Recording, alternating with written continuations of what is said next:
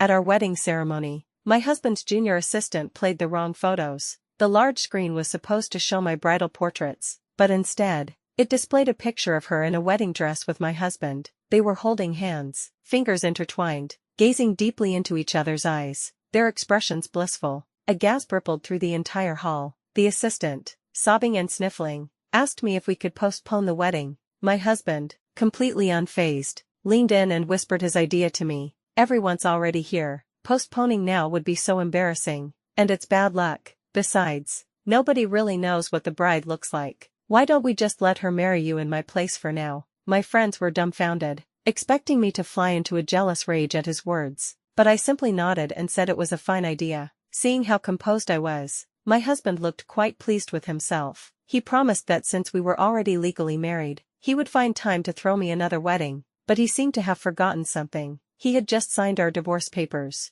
After removing the bride's veil and handing it to my husband, Aaron, I ignored his and everyone else's strange expressions and walked straight out of the wedding hotel. Even as I stepped outside, Aaron didn't come after me. Behind me, a thunderous round of applause erupted. He and Rosie were being ushered onto the stage, surrounded by the crowd. I knew this wasn't a mistake. It was a provocation from Rosie. Unfortunately, Aaron couldn't see it, or perhaps he saw it and deliberately allowed it. In the past, I would have been heartbroken, but now, my heart was surprisingly calm. I went straight home and took a nap. Aaron disliked hassle, so I had been the one to manage every detail of the wedding from start to finish. To ensure this wedding went off without a hitch, I had been preparing every day after work, diligently selecting the venue, staying up late to choose invitations and guest favors. Yesterday, to make sure everything was perfect, I rehearsed until dawn. My heart still ached from the exhaustion. Thinking back on it now, it was so not worth it. If I had known,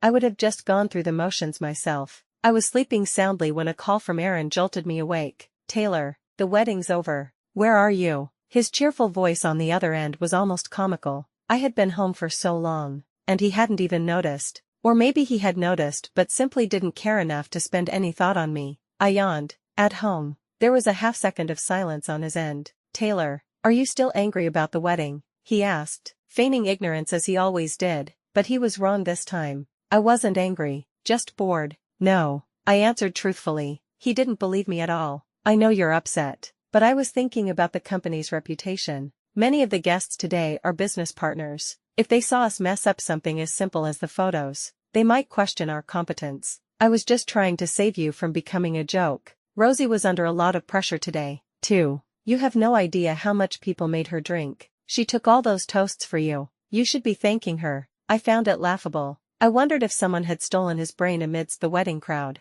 Before I could speak, Rosie's sweet, demure voice came from his side. "Aaron, don't say that. It was all my duty." "There's no duty about it. You handled the emergency perfectly. I'll have finance give you a raise." "Thank you, Aaron." The two of them went back and forth, one singing the other's praises. It made me nauseous, but I was used to it. Aaron had always unconditionally doted on Rosie. At the company, everyone else had to call him Mr. Evans, but only Rosie could call him Aaron. If anyone else made a small mistake, Aaron would chew them out. But no matter how big a disaster Rosie caused, he would turn a blind eye. A month ago, an error by Rosie cost the company a multi-million-dollar contract. The entire office was furious. To quell their anger, Aaron, without even consulting me, pinned the blame on me and docked my entire year's salary. When I confronted him angrily, he was completely nonchalant. "We've been together for so many years. Why are you still fussing over such a small thing? That amount of money is nothing to you."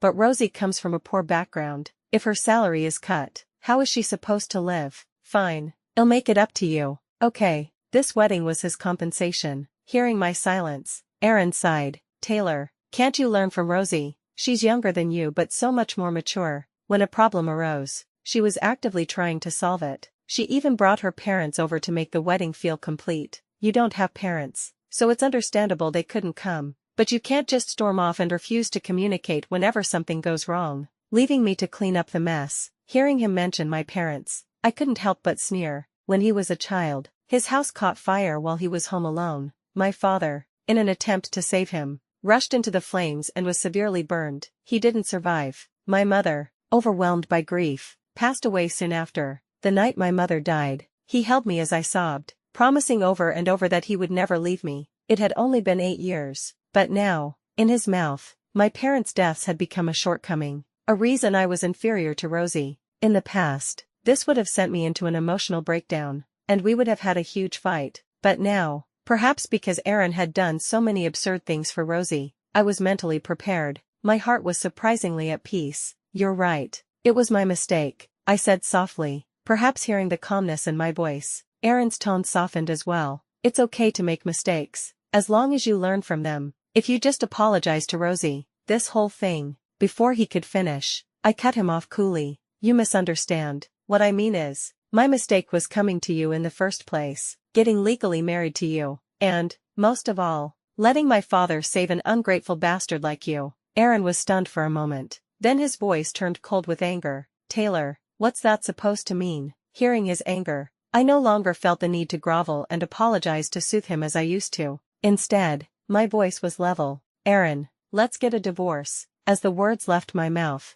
Aaron froze. "What did you say?" "Taylor, you've become so petty. You want to divorce me over one little incident." I thought he would fly into a rage and readily agree. Just a few days ago, I had heard him calling Rosie's name in his sleep. He liked her so much. Surely he'd be thrilled if I divorced him and set them free. But to my surprise, Aaron took a deep breath, and his tone became unexpectedly gentle. "Taylor, I know you're just saying that because you're angry, so I won't hold it against you. Can you stop acting out? Saying the word divorce is very hurtful. We've been together for so many years. How can we just end it like that?" "I'll pretend I didn't hear that. Don't say it again. By the way, we just got notified about a last-minute business trip for a couple of days. I'm giving you a month off. Take some time for yourself and cool down." With that, Aaron hung up the phone. In the split second before the line went dead, I heard him whisper to Rosie, "I can't. Divorce is too much trouble. We'd have to split assets." I didn't hear the rest, but I understood. He was afraid that if we divorced,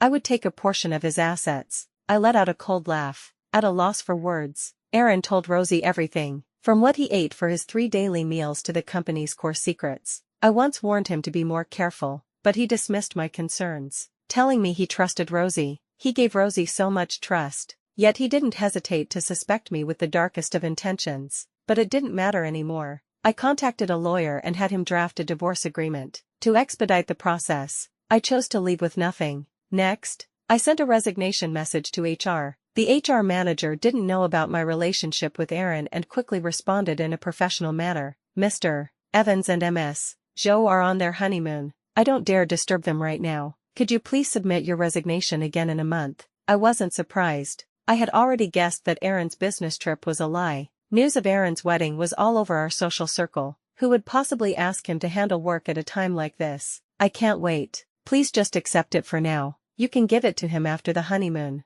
He'll take full responsibility for any issues." The HR manager hesitated, but after I repeatedly assured him, he agreed to submit it for me. My 8-year contract with Aaron had actually expired 2 years ago. He never renewed it, either because he forgot or simply didn't care about me. After all, his attention these past few years had been mostly focused on Rosie. That was fine. It meant I didn't even need his approval to resign. Immediately after, I called a friend in another city. When she heard my reason for calling, my friend was overjoyed and urged me to join her company. She had recently founded a new startup. Everything was in place, but she was desperately in need of a strong technical lead. She had approached me several times, hoping I would partner with her. At the time, I had refused without hesitation. The company Aaron ran was one we had built together. From the early days when we rented a tiny cubicle to save money, with just the two of us, to its current pre-IPO status, occupying an entire building, I had treated the company like my child. Even though Aaron never gave me a single share, I had no complaints. Thinking about it now, I was such a fool. I accepted my friend's offer without a second thought and bought a ticket to Hainan. As soon as I stepped off the plane, I saw my friend waiting in the arrivals hall. She immediately came over, took my luggage, and fussed over me with questions. I felt a little awkward. "We're friends. You don't have to be so formal." My friend smiled. "It's because we're such good friends that I have to take extra good care of you." Her words made me pause, and my mind drifted back to a few years ago when Aaron asked me to quit my high-paying job to start a business with him. He just sent me an address. I was the one who had to lug my own suitcase, sweating and getting lost, to the remote neighborhood where he was renting. When he opened the door, he was in his pajamas, still in the middle of a game with someone. He didn't say anything, but I could tell from his expression that he was annoyed by my timing. Only after he finished his game did I jokingly ask why he hadn't picked me up, wondering if he was worried something might have happened to me. He scoffed and glanced at me.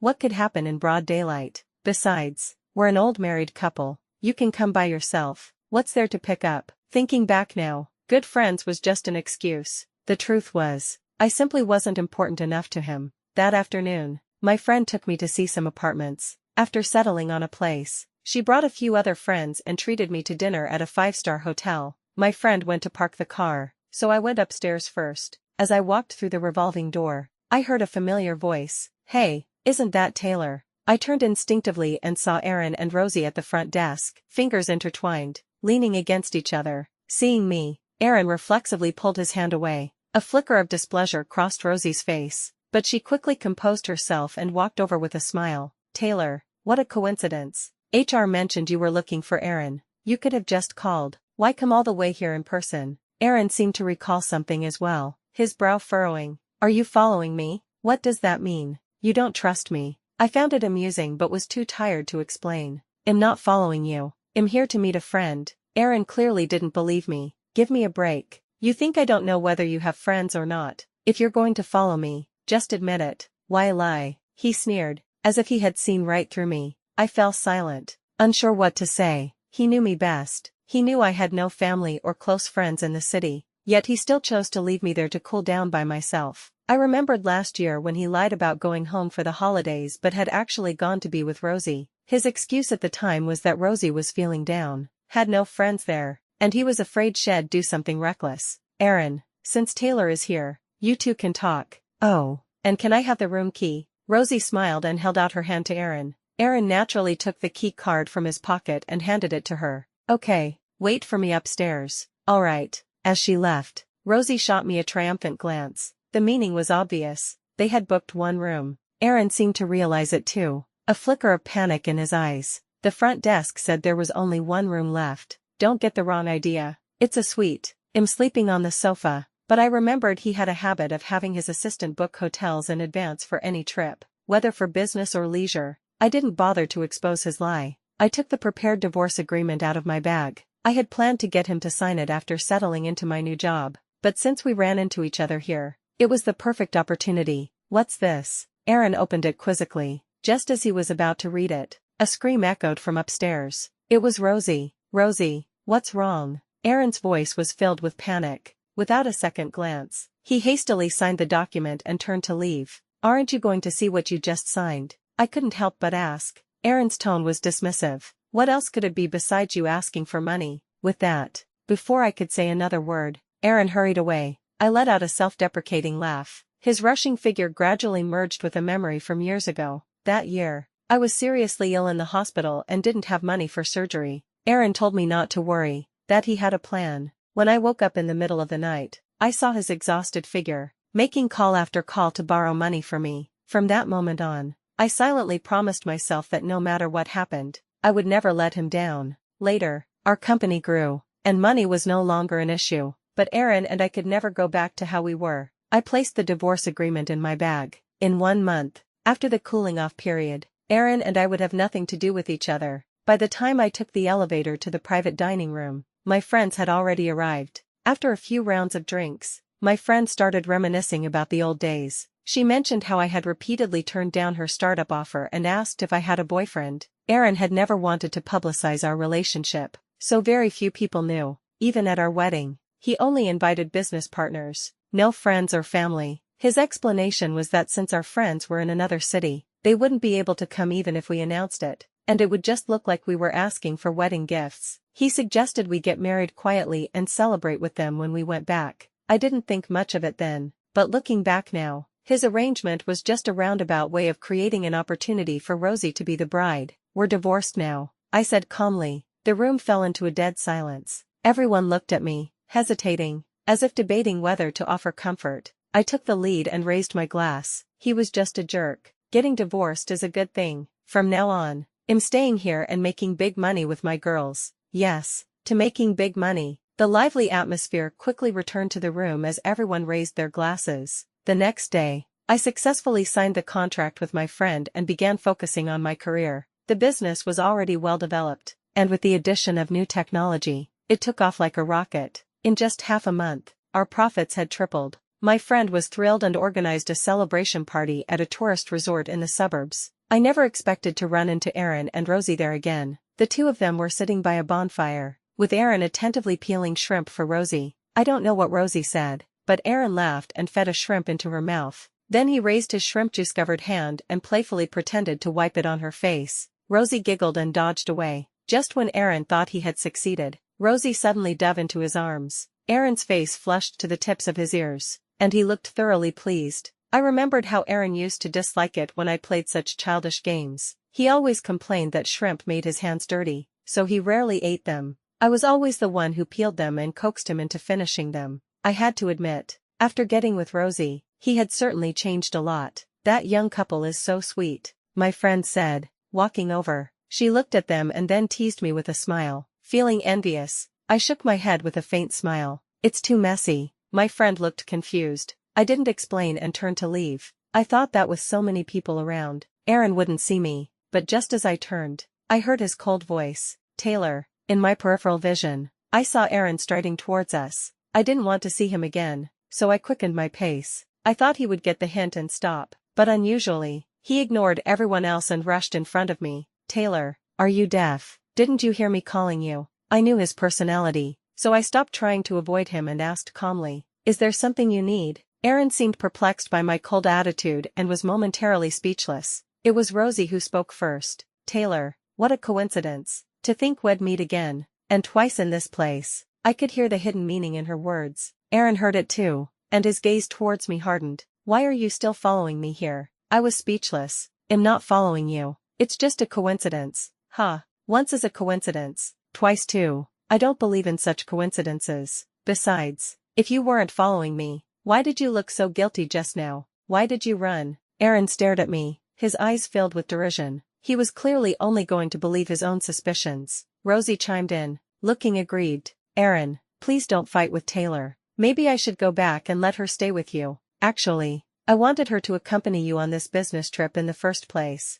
If I'm with you, people will surely get the wrong idea. Aaron's expression had been hesitant, but hearing her words, his tone became firm. Who would get the wrong idea? We are on a legitimate business trip. Only people with dirty minds would think otherwise. As he said this, he shot a cold glance in my direction. It was obvious that the person with a dirty mind was me. I found it laughable. I thought Aaron was about to launch into one of his usual tirades against me, just like every other time Rosie had complained to him. But surprisingly, his expression softened slightly, and he sighed. Taylor, can you stop overthinking things? You're making me feel exhausted. I promise, I'll give you another wedding when we get back. Can you please meet me halfway and just go home? Okay. Besides, we're already legally married. What are you so worried about? So, he really didn't know he had signed the divorce agreement, and now he was trying to use the promise of a wedding to get rid of me, to stop me from ruining their honeymoon. The more I thought about it, the funnier it became. Another wedding.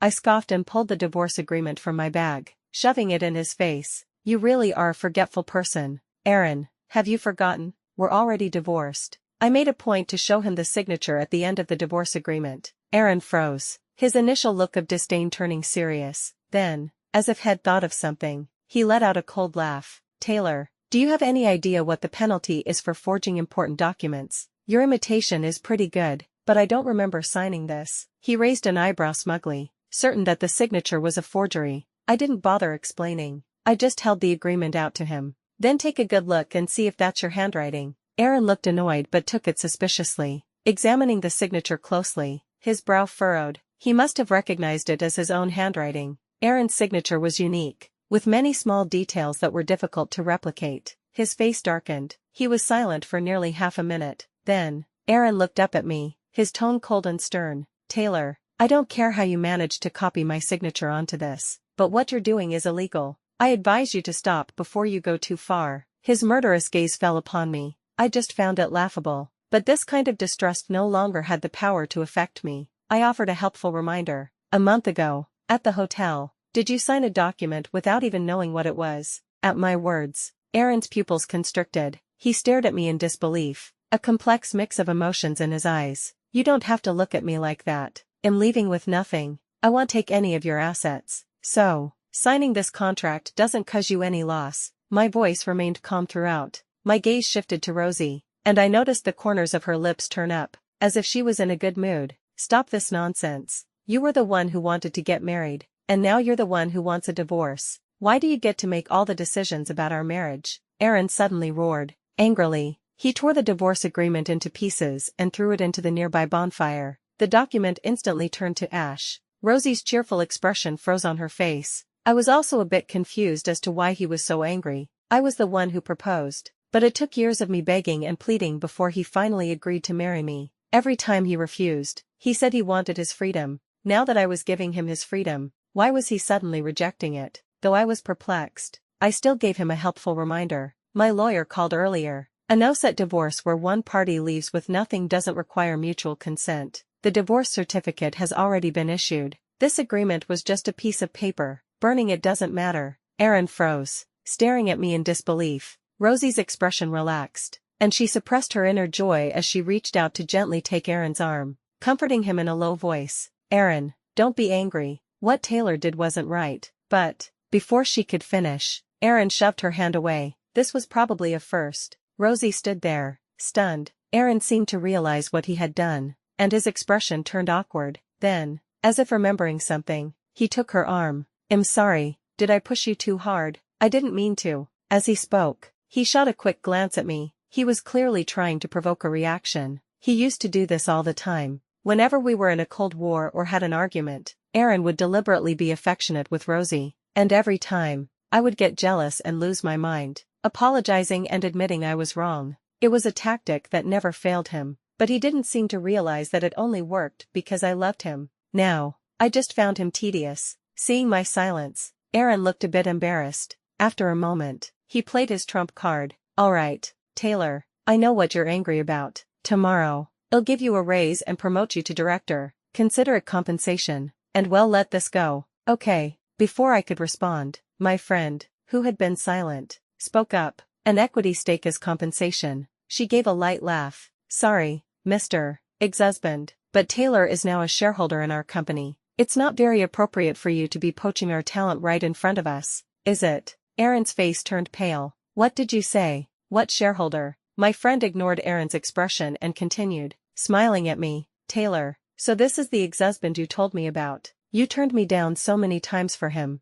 I thought he must really love you. Turns out, this is it. It's a good thing you finally jumped ship to start a business with us. Otherwise, I can't even imagine how much you must have suffered there. I could tell she was speaking up for me. She had probably pieced together the whole story from our conversation. Aaron understood too. His face went from white to green, his eyes fixed on me. Taylor, you went to start a business with someone else. Don't you forget. You signed a contract with the company. Running off to another company without a word is a violation of labor laws. I don't recall signing your resignation letter. By the last sentence, Aaron's tone had become forceful. He wasn't wrong about that. However, our contract had already expired. We never renewed it, so the employment relationship was naturally terminated. If we really want to get technical about it, not signing a new contract is more of a labor law violation on your part. I replied calmly. In the year since the contract expired, I had talked to Aaron many times about renewing it, but he always said we'd get to it later.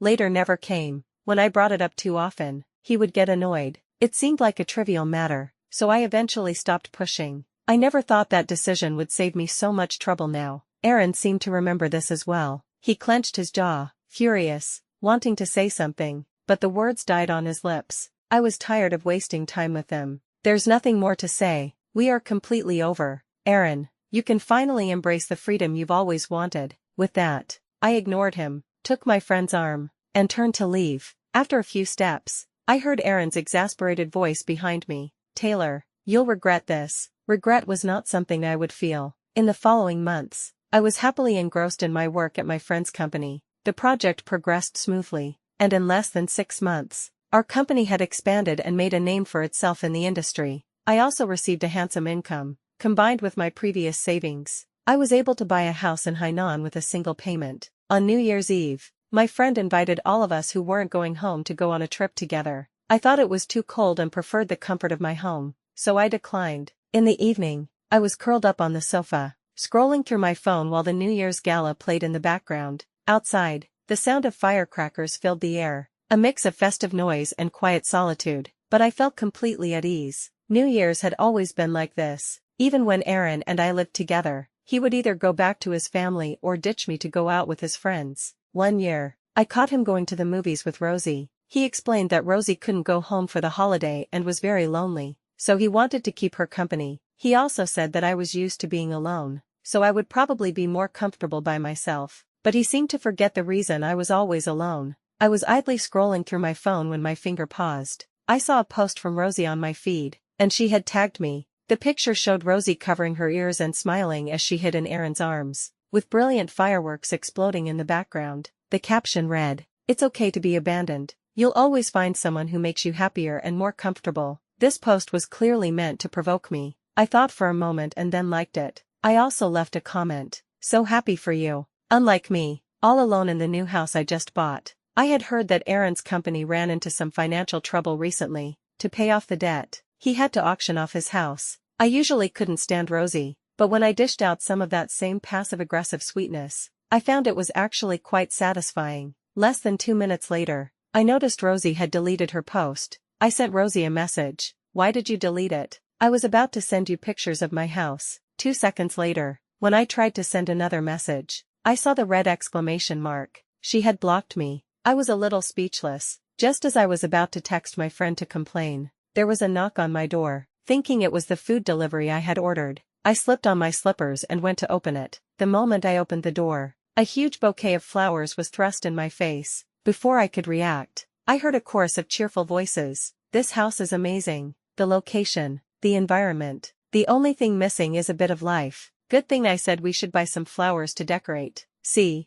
wasn't that the right call? I was stunned for a moment. When I came to my senses, I realized it was my friend and the colleagues from the office who had said they were going on a trip. They were carrying bags full of groceries from the supermarket, snacks, fruits, fish. I was completely bewildered. "What are you guys doing here? Weren't you supposed to be on a trip?" Before my friend could speak, a colleague chimed in. "We got halfway there and decided traveling was boring. Then we remembered you just moved, so we came over to crash for a meal. I hope our CEO doesn't mind. Even if you do, you'll have to keep your opinion to yourself. We're already here. It's not like we're going to turn back now." They all burst out laughing. Looking at them, I felt a corner of my heart begin to thaw. Back at Aaron's company, everyone knew he shamelessly favored Rosie, shifting all the blame onto me to protect her. As a result, they all thought Aaron was targeting me. To survive in the company, everyone intentionally or unintentionally kept their distance from me. I didn't blame them. Self-preservation is a human instinct. But I knew one thing for sure.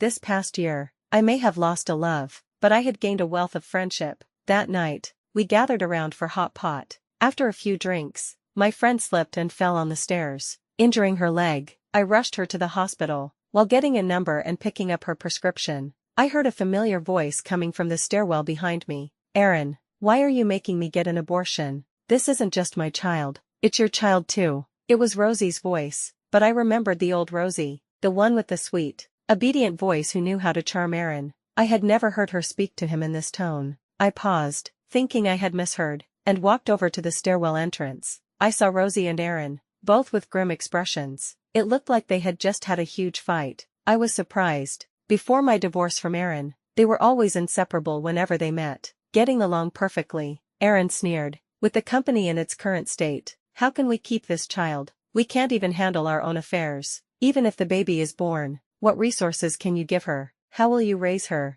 Rosie was stunned. "Are you blaming me for the company's current situation?" An eerie silence fell. Aaron didn't speak, his eyes holding an indescribable complexity. I knew what he was thinking. Only when dealing with Rosie would he be considerate enough not to hurt her feelings. If I were the one standing in front of him today, if I were the one who had made the mistake, I couldn't even imagine the kind of rage he would unleash on me. But Rosie didn't back down. She suddenly let out a laugh. "Aaron, you should try looking for problems in yourself sometimes, instead of always blaming others. It's clearly your own incompetence that's running the company into the ground. If you had just handed the company over to me earlier, none of this would have happened." Being blamed in return, Aaron's face turned livid. He pointed at Rosie, furious. "It was your mistake that cost the company nearly $100 million. I went against everyone's advice and just let you resign instead of making you pay compensation. Do you have any idea how much pressure I was under? Rosie was also agitated. You're bringing that up again. I don't get it. The company is obviously yours.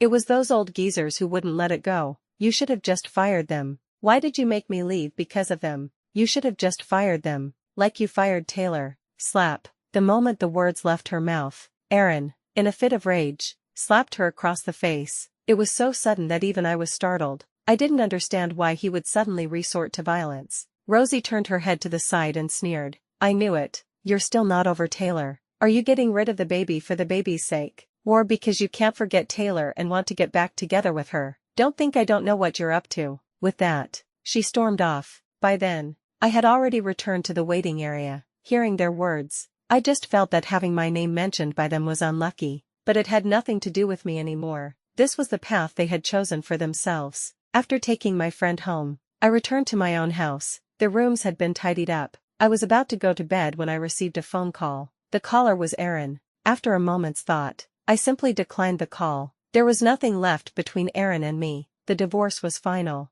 After resigning, we were nothing more than strangers who knew each other well. Besides, he was with Rosie. It was even more important for me to keep my distance. I thought that was the end of it. But less than 2 minutes later, I received a notification of a large deposit into my bank account from an unknown source. But I could guess who the account holder was. Aaron. I was puzzled for a moment. Then it dawned on me. A long time ago, Aaron and I had a huge fight over Rosie and broke up. We didn't speak for a month. The next time I saw him, he gave me a sum of money. When I asked what it was for, he said he felt he owed me. And since we broke up, the money was to compensate me. I found it both funny and sad. I transferred the money back to him, and we soon got back together. Was he trying to compensate me in the same way again? But he seemed to have forgotten that for the person who was hurt, this kind of compensation is meaningless. It was just a way for him to buy a clear conscience. Without hesitation, I transferred the money back, but I quickly received a notification that the transfer had failed.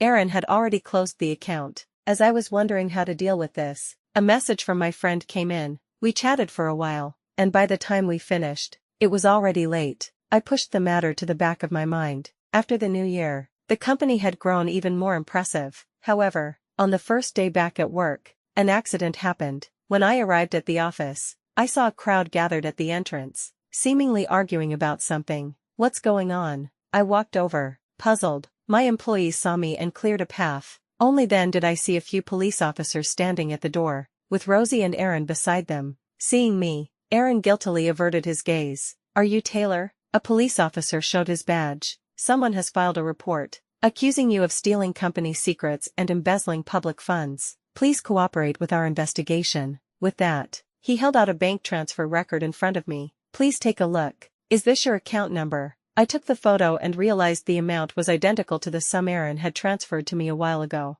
It slowly dawned on me what his true intention was. Taylor, you've gone too far. Aaron was your boss. After all, he was so good to you. How could you do this to him? No wonder you resigned and ran away so quickly. So this is what you were planning all along. You stole the company's money, took its confidential documents, and now you're living so comfortably. Rosie berated me from the side. I ignored her and looked up at Aaron. Our eyes met, and he quickly looked away. It seemed that even he was in on this charade today. I wasn't surprised. It was just business as usual. In fact, if it hadn't been him, I would have found it strange. Taylor, why aren't you saying anything? Rosie finished, then turned smugly to the police officer. Officer, you see, she's admitting it by her silence. Just take her away. My colleagues around me exchanged looks and began whispering among themselves. I knew that if I didn't handle this today, it would cause a lot of gossip. I explained truthfully. The money was transferred to me from an unknown account, and I've already sent it back to the person who sent it. The money is no longer in my possession.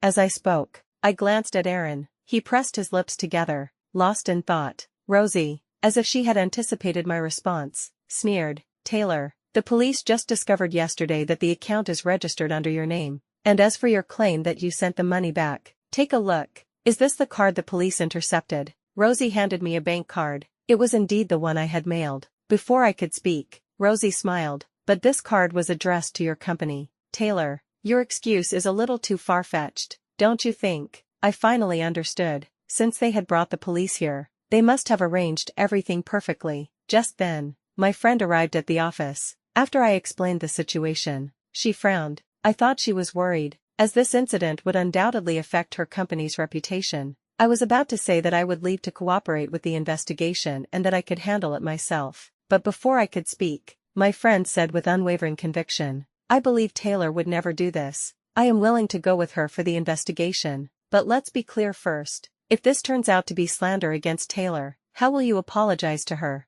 And how will you compensate our company for the damages?" She was full of confidence. Rosie probably didn't expect her to take my side, and she lost some of her earlier bravado. But I didn't want to involve innocent people in this. I tried to reason with her. "It's okay. I can handle this myself. You have a company to think about. Don't get dragged into this mess." My friend looked angry and scolded me without hesitation. "Listen to yourself. I was the one who brought you here. I am the closest person you have here. It's one thing for others to betray you, but if I don't stand firmly by your side, then what kind of friend am I? This is not up for discussion. We will go through the investigation together." The police didn't linger. They prepared to leave with me and my friend, but just as we were about to step out, Aaron, who had been silent all this time, suddenly spoke up loudly. "This has nothing to do with her. I was the one who transferred her the money." The atmosphere froze. Rosie was the first to react, rushing over to pull Aaron back. "Aaron, what nonsense are you talking about?" She forced a smile at the police,